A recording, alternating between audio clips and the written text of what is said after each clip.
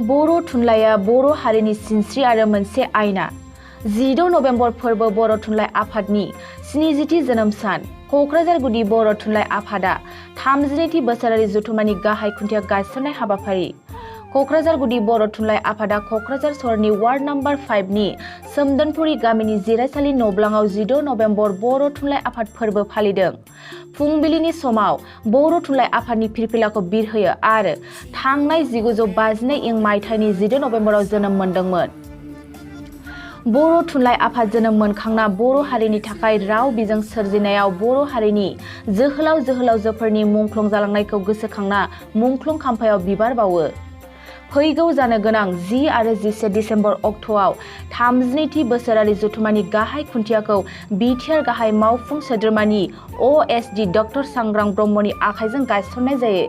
बर' थुनलाइ आफादा 16 नभेम्बर 1952 आव बासुगावआव जोनोम जादोंमोन। बे जोनोम जाबोनायनिफ्रायनो जेनाखि बर' हारिनि राव थुनलाइ बिभिन्न बिथिङाव खामानि मावबोबाय थादों आरो दिनै फैयै फैयै बर'नि राव थुनलाइखौ गोजौ दैखोनायाव गोबां रोखोमनि बा गोबां बिथिङावनो जाफुंसार जानो हादों।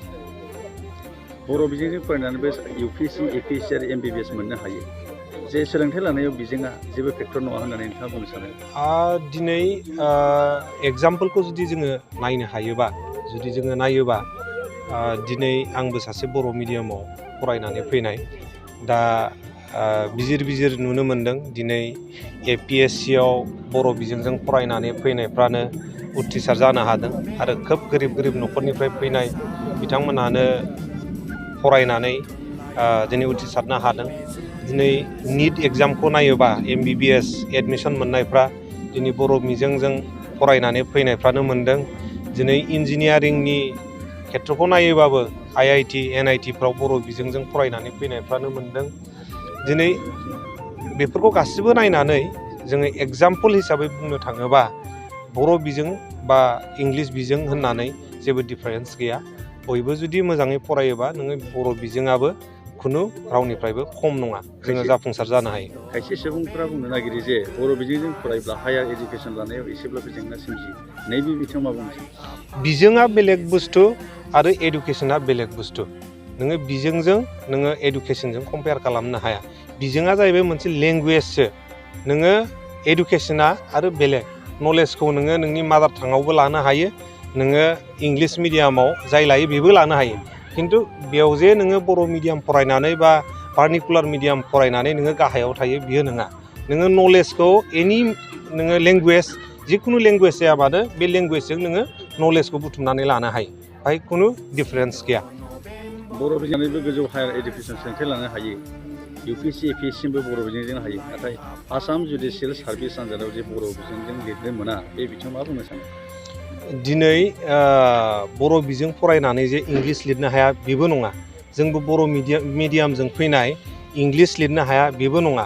दा जोङो बर' मिडियामजों फैयोबाबो जोङो बिभिन्न लेंगुवेजाव जोङो दिनै रोङो लिरनो हायो। दिनै जों एसामिस फरायनो हायो, लिरनो हायो। दिनै आसाम जुडिसियेल सार्भिसनि खोथाखौ बुङोबा मस्टलि बाहाय मोनसे पलिटिकेल बा मोनसे एडमिनिस्ट्रेटिभ सेटआपनि मोनसे गोनांथि जानो हानाय। दिनै नोंथाङा जुदि सोङोबा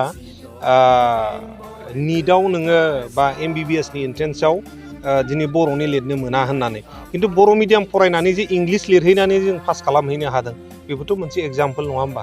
दा बिनि थाखायनो जोङो मिडियामा खुनु अबस्ट्राकसन जानो हाया। मिडियाम नों एनिथिं जाया मानो नोङो एनि एग्जाम नोङो क्रेक खालामनो हायो। दिनै हायार इडुकेसननि खोथा बुंदों, आंबोथ' सासे डक्टरेट खालामदों। दा डक्टरेटखौ जों बोरै बानायखो? जोङो इंलिसाव लिरनानै बानायहैदों, खिन्थु बर' मिडियामथ' फरायनानै फैदों।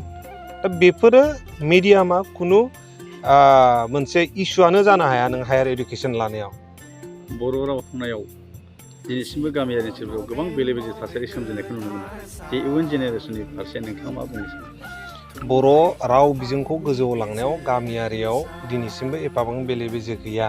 दिनै जोङो जुदि शिक्षा बेबस्थाखौ मोजां खालामोबा दिनैबो बर'नि गामि सिङाव गामिनि जेनाखि गोरिब गुन्द्रा बिथांमोना दिनैबो बर' मिडियामावनो फोरोंदों आरो जोंबो फोरोंनांगोन। जोङो जुदि एग्जाम्पोल जायोबा बयबो ज' फोरोंजोबगोन। दा जोङो बेखौनो नायनांगोन कि जोङो फोरोंनांगोन। अब्लानो आरो मोनसे खोथाया रोखाखि बर' राव बिजोङा जुदि थांनानै थाथारनांगौबा जोङो मिडियाम अफ इन्सट्राक्सन स्कुल कलेजफ्राव जोङो बर' बिजोंखौ फरायनांथारगोन आरो दिनैथ' जोङो गोग्गाथाव बाथ्राखि जोङो इंराजि मिडियामावसो जोङो थाखो 10 आरो 11 आरो 12खौ जों फरायनाङोमोन नाथाय दिनै गोदानै फोसावबायखि जोङो थाखो 11, 12खौ बर' मिडियामावनो फरायनो मोनसिगोन दा जोङो लासै लासै बुंनो हायोखि जोङो निटखौबो बर'आवनो लिरनो मोनोबा जोङो जुदि बिभिन्न कम्पिटिटिभ एग्जामखौ UPSC, APSC जोङो बेफोरखौ जुदि बर'आवनो लिरनो हायोबा दाथ' जोंना UPSCआव बर'नि पेपार नोङो लेंगुवेज फैजेनखाबाय दा बेफोरखौसो जोङो नायनांगोन बर'आवनो जोङो गासैबो बोरै लिरहैजोबनो हागोन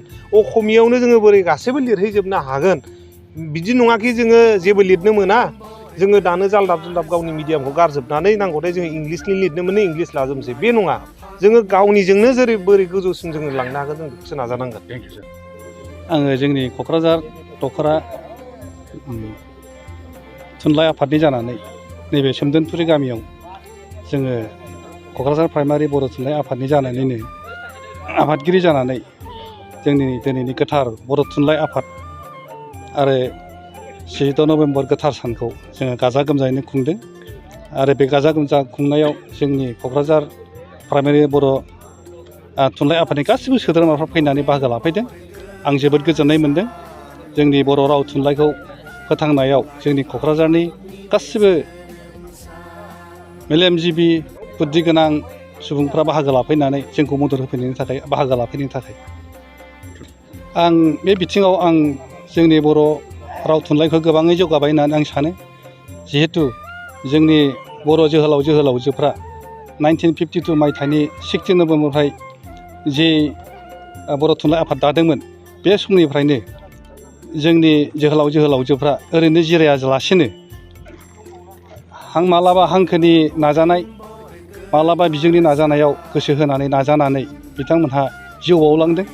बे जिउ बाउलांनायनि बिनिमयाव लाबाव जोङो दा जोंनि बर' थुनलाइखौ सारा प्रिथिबियावनो जोङो गोसारहोनो हानाय आङो मोनसे मोजां मेसेज आं हरनो हादों होननानै आं सानो। थुनलाइया मोनसे हारिनि आयना जिखौ आयनायाव नायोब्ला गावनि महर मुस्रिखौ सिनायो जे बर'नि राव हारिमुखौ थुनलाइनि गेजेरजों बेरखांहोनानै मा बुङो सार? बे खोथायाथ' सैथो जे मोनसे जाथि आरो हारिया थांनानै थानांगौब्ला राव आरो थुनलाइ नङाबा जेबो जाया राव आरो थुनलाइजोंसो जाथिनि सिनायथिया फैयो जेराव जोङो जोंनि बर' हारिनि राव आरो थुनलाइखौ लानानै सारा आसामनि बारै आरो सारा भारतनि बारै सारा प्रिथिबियावनो जोङो बर' राव थुनलाइखौ गुबुन गुबुन जाथिफोरखौ रायज्लायहोनो हादों सिनायथि होनो हादों बेनि थाखाय आङो बुंनो लुबैयो जे राव आरो थुनलाइया जाथिनि हारिनि मोनसे आयना बायदि होननानै आं सानो। डिसेम्बर दानाव नोंथांमोनहा जुथुमा जानो थांगासिनो मा बुंनो सानो? जोङो डिसेम्बर दाननि 10 आरो 11 अक्ट'आव जोंनि क'क्राझार प्राइमारि बर' साहित्य सभाया मोनसे कनफारेन्स खालामगोन बोसोरसालि जथुम्माय खालामगोन जों बे कनफारेन्सआवहाय गाजा गोमजायै खालामनानै जाहाथे जोंनि बे बर' थुनलाइ आफादा बयजोंबो मिथिजानाय गोसारजानाय जोङो बे मेसेजखौ हरनो जों सानदों। जागायजेननाय होननानैबो बांद्राय बुंनाय जानाय नङा जे क'क्राझार हिसाबै माबायदि पारफरमेन्सआ बुंनो सानो पारफरमेन्स बिथिङाव माबायदि बुङो राव थुनलाइ हारिमु सिबिनायनि बिथिङाव? जोंनि क'क्राझारा जोंनि बर'नि उथुमाय जायगा होननानै जों बयबो मिथिगौ आंबो सानदों दा बेवहाय जोंनि क'क्राझारनि मानसिफ्रा गासिबो राव थुनलाइखौ लाखिनायाव दङ नाथाय उननि जोलैफ्रा एसे जोंनि नैबे राव थुनलाइखौ सोरजिनायाव बाङाय गोसो होनायखौ जों नुदों एसे खम जालांनायखौ जों नुदों होमब्लाबो जोङो आवगायनि जेनोखि जोंनि बैसो जानाय सुबुंफ्रा बे बर' राव थुनलाइखौ जोङो क'क्राझारावनो उथुमाय हिसाबै जोङो लाखिथारनो होननानै जोङो मोनसे थांखि दङ। Thank you. मेसेजआ बेनो निस्सय दिनै जोङो बर' मिडियाम फरायनानै जेनेबा जोङो जाबादि फिथाइखौ लुबैदोंमोन जों मोन्दों दिनै 17 बोसोर फाउन्डेसन डेखौ जों खुंनानै जों ओरैबायदि गावखौनो गौरब मोनो दि माने जोंहा माने बर' राव थुनलाइया जोङो गावनि रावजोंनो जों बुंनो मोन्दों गावनि रावजोंनो जोङो लिरनो हादों बेबायदि फ्रिदम मोननाया हथय माने जोंनि थाखाय बिराद थुलुंगाथाव बेखायनो उननि जेनेरेसनखौबो आं बर' मिडियामखौ फरायनो थाखाय थुलुंगा होगोन आंबो गावबो फरायबोदों आरो फरायगासिनोबो आंनि फिसाफोरखौ फोरोंदों ओंखायनो निस्सय जोंनि बिमा बिफाफोरा बर' मिडियामनि सायाव फोथायनाय लाखिगोन आरो होमब्लासो जोङो जोंनि राव थुनलाइया थांनानै थागोन मानो होनब्ला जों बिराद जौगाबाय होननानै बर' मिडियामखौ फरायलाब्ला बर' रावखौ रायज्लायनो गारोब्ला खिन्थु जोंबो जेरै बेंगलाव बर'फ्रा जेरै गोदाव सोराव जाना दङ नेपालाव जाना दङ जेरै जोंनि नुसुंसे कान्ट्रि जेरै माबायाव बांलादेश जाना दं बेबायदिनो जोङो जाहैगोन होननानै आं बेखौ ओंखायनो इयुननि जेनेरेसना जेरै गोदोहाय जोंनि आजौ आजामोना जोंखौ खौसेथि खालामबाय बर' थुनलाइनि गेजेरजों आरो जों बिसिम दावगानो हादों आरो बिदिनो आरो दावगालांनो थाखाय बिथांमोना गोदो मावनायनिफ्राय बा जों जेरै मावदों जोंनिफ्राय साबसिन हामसिन मावनायनि बिबाना बिथांमोनाव थागोन निस्सय बिजोंआ एक्सुवेलि जेबो माबा नङा फेक्टर नङा मानो होनब्ला जोङो इडुकेसनसो सोलोंगोन बिजों माया लेंगुवेजखौ जों सोलोङा बिजोंआ जोंना बर' मिडियामा जों बर'जों सोलोंनो मोनो बिराद जोंनि थाखाय बिराद खाफाल गोनां माने बुहुमाव ओरैबायदि गिदिर गिदिर काउन्ट्रि दं जायफोरा गावनि रावजोंनो गावनि बिजोंजोंनो फरायनानै गावनि देशखौ माने उन्नति खालामनो गावनि मानेखौ साननाय हनायखौ बिसोरो मावफुंनो हादों ओंखायनो बिजोंआ जेबो फेक्टर नङा बिजोंआ मोनसे माने बर' मिडियामा जेनेबा आं बुंगोन बर' मिडियामाव फरायब्लाबो जेबो जेंना गैया बर' मिडियामजों फरायनानैब्लाबो जों गिदिर मानसि जानो हायो मानो होनबा जों बर' रावजों फरायनानै जों जेसेबांखिनि बुजिगोन इंलिस आरो हिन्दीजों बा गुबुन रावजों जों असमियाजों जे बेखिनि इडुकेसन लानायाव जों बेखिनिखौ बुजिनो हानाय नङा होननानै आं सानो ओंखायनो फेक्टर नङा आंनि थाखाय गोजोन्थों